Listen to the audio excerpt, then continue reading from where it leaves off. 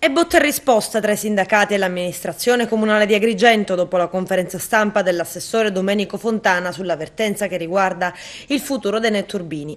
Le segreterie provinciali di CGIL e Cisle Will in una nota congiunta puntano il dito contro l'amministrazione Firetto. Se non ci saranno i licenziamenti e continuiamo a lavorare con pazienza per questo obiettivo, scrivono i sindacati, non è merito del comune di Agrigento che non rispetta il piano d'ambito, ma di quei comuni che invece lo rispettano. Se ogni sindaco si comportasse come quello di Agrigento, chi avrebbe assunto i 55 lavoratori ritenuti in esubero dal comune di Agrigento?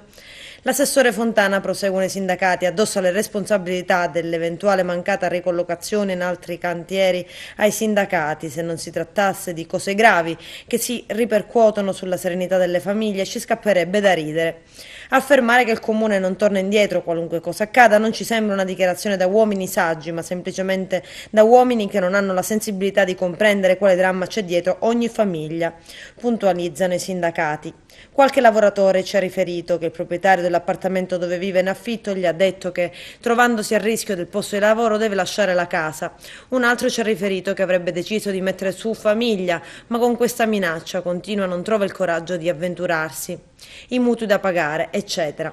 Comprendiamo che certa politica abituata a speculare con arroganza e cinismo sulla pelle dei lavoratori queste cose non le comprende.